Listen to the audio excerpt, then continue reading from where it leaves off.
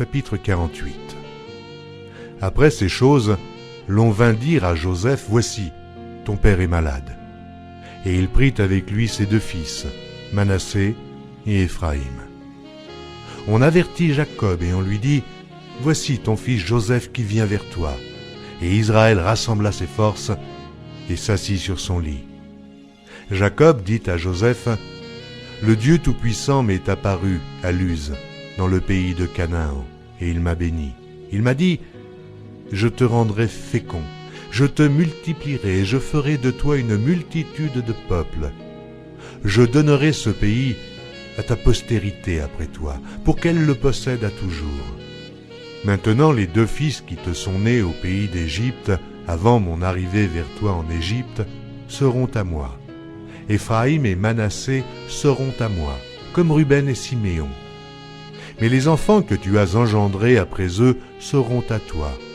Ils seront appelés du nom de leurs frères dans leur héritage. » À mon retour de Padam, Rachel mourut en route auprès de moi, dans le pays de Canaan, à quelque distance d'Éphrata. Et c'est là que je l'ai enterrée, sur le chemin d'Éphrata, qui est Bethléem. Israël regarda les fils de Joseph et dit, « Qui sont ceux-ci » Joseph répondit à son père, « Ce sont mes fils que Dieu m'a donnés ici. » Israël dit, « Fais-les, je te prie, approchez de moi pour que je les bénisse. » Les yeux d'Israël étaient appesantis par la vieillesse, il ne pouvait plus voir. Joseph les fit approcher de lui, et Israël donna un baiser et les embrassa. Israël dit à Joseph, « Je ne pensais pas revoir ton visage, et voici que Dieu me fait voir même ta postérité. » Joseph les retira des genoux de son père, et il se prosterna en terre devant lui. Puis Joseph les prit tous 2, Éphraïm de sa main droite à la gauche d'Israël, et Manassé de sa main gauche à la droite d'Israël. Et il les fit approcher de lui. Israël étendit sa main droite et la posa sur la tête d'Éphraïm, qui était le plus jeune. Et il posa sa main gauche sur la tête de Manassé. Ce fut avec intention qu'il posa ses mains ainsi, car Manassé était le premier-né. Il bénit Joseph et dit, « Que le Dieu en présence duquel ont marché mes pères, Abraham et Isaac, que le Dieu qui m'a conduit depuis que j'existe jusqu'à ce jour, que l'ange qui m'a délivré de tout mal bénisse ses enfants. Qu'ils soient appelés de mon nom et du nom de mes pères, Abraham et Isaac, et qu'ils multiplient en abondance au milieu du pays. » Joseph vit avec déplaisir que son père posait sa main droite sur la tête d'Éphraïm. Il saisit la main de son père pour la détourner de dessus la tête d'Éphraïm et la diriger sur celle de Manassé. Et Joseph dit à son père, « Pas ainsi, mon père, car celui-ci est le premier-né. Pose ta main droite sur sa tête. » Son père refusa et dit, « Je le sais, mon fils, je le sais. Lui aussi deviendra un peuple, lui aussi sera grand, mais son frère cadet sera plus grand que lui, et sa postérité deviendra une multitude de nations. » Il les bénit ce jour-là et dit, « C'est par toi qu'Israël bénira en disant que Dieu te traite comme Éphraïm et comme Manassé. » Et il mit Éphraïm avant Manassé. Israël dit à Joseph, « Voici, je vais mourir, mais Dieu sera avec vous, et il vous fera retourner dans le pays de vos pères. Je te donne de plus qu'à tes frères une part que j'ai prise de la main des Amoréens avec mon épée et avec mon arc. » Chapitre 49. Jacob appela ses fils et dit, « Assemblez-vous, et je vous annoncerai ce qui vous arrivera dans la suite des temps. Rassemblez-vous et écoutez, fils de Jacob. Écoutez Israël, votre père. Ruben, toi, mon premier-né, ma force et les prémices de ma vigueur, supérieur en dignité et supérieur en puissance, impétueux comme les eaux, tu n'auras pas la prééminence, car tu es monté sur la couche de ton père.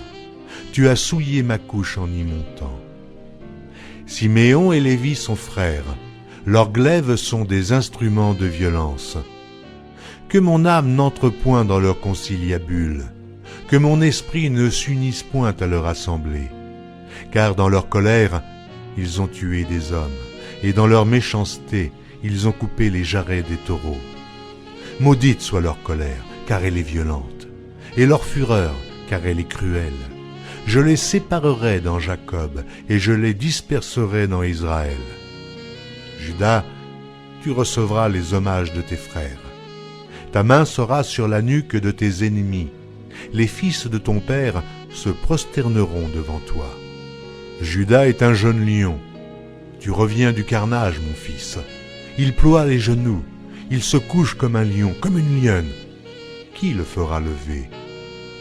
Le sceptre ne s'éloignera point de Juda, ni le bâton souverain d'entre ses pieds, jusqu'à ce que vienne le Shilo, et que les peuples lui obéissent.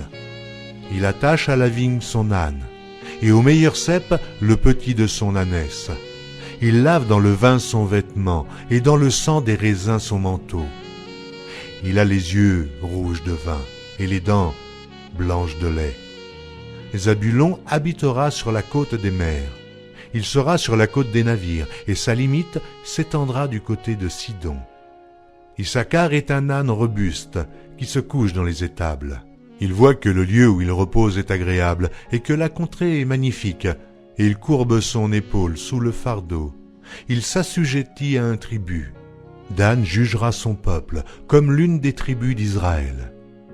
Dan sera un serpent sur le chemin, une vipère sur le sentier, mordant les talons du cheval pour que le cavalier tombe à la renverse. J'espère en ton secours, ô Éternel. Gad sera assailli par des bandes armées, mais il les assaillira et les poursuivra. Hazer produit une nourriture excellente, il fournira les mets délicats des rois. Nephtali est une biche en liberté, il profère de belles paroles. Joseph est le rejeton d'un arbre fertile, le rejeton d'un arbre fertile près d'une source. Les branches s'élèvent au-dessus de la muraille. Ils l'ont provoqué, ils ont lancé des traits. Les archers l'ont poursuivi de leur haine. Mais son arc est demeuré ferme, et ses mains ont été fortifiées par les mains du puissant de Jacob. Il est aussi devenu le berger, le rocher d'Israël.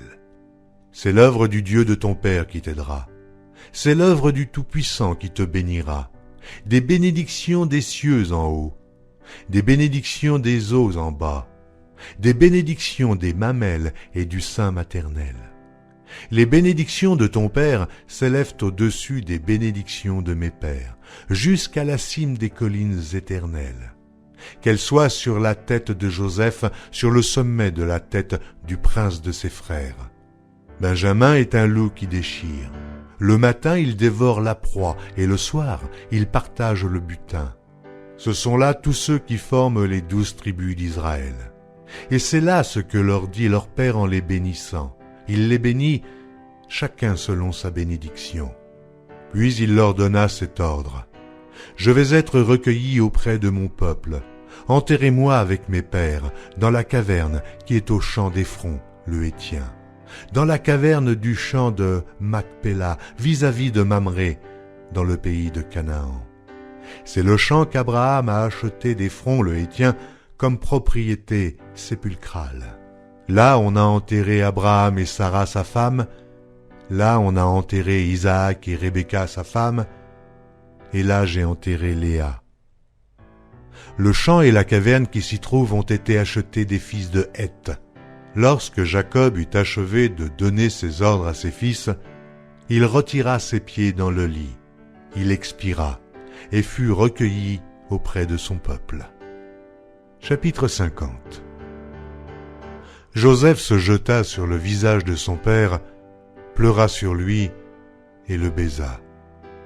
Il ordonna aux médecins à son service d'embaumer son père, et les médecins embaumèrent Israël.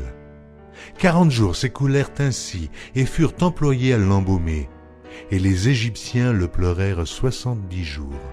Quand les jours du deuil furent passés, Joseph s'adressa aux gens de la maison de Pharaon et leur dit « Si j'ai trouvé grâce à vos yeux, rapportez, je vous prie, à Pharaon ce que je vous dis. » Mon père m'a fait jurer en disant, voici, je vais mourir. Tu m'enterreras dans le sépulcre que je me suis acheté au pays de Canaan.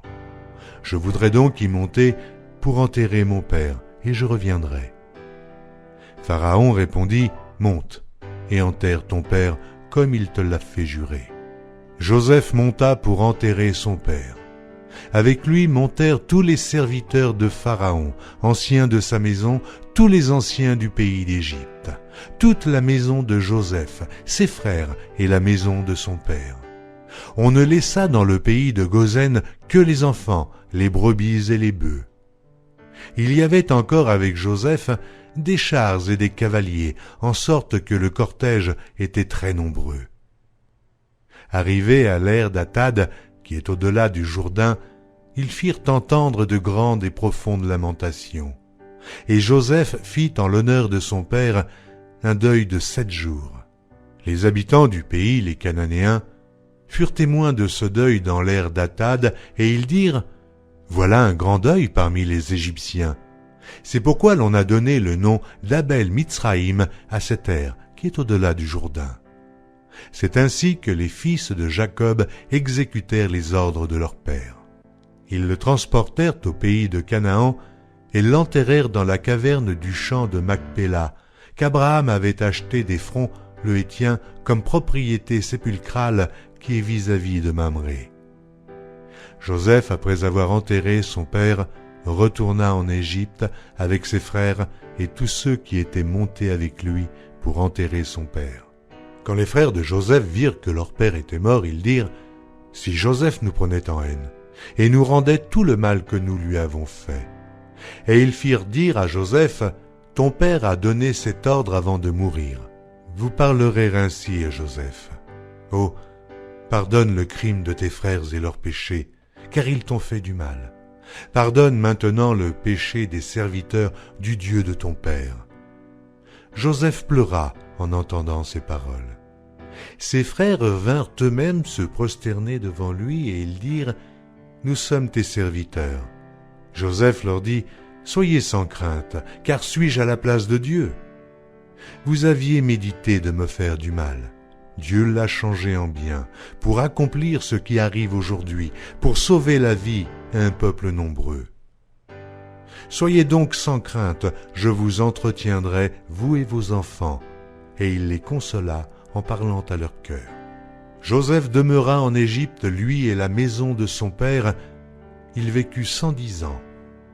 Joseph vit les fils d'Éphraïm jusqu'à la 3e génération, et les fils de Makir, fils de Manassé, naquirent sur ses genoux.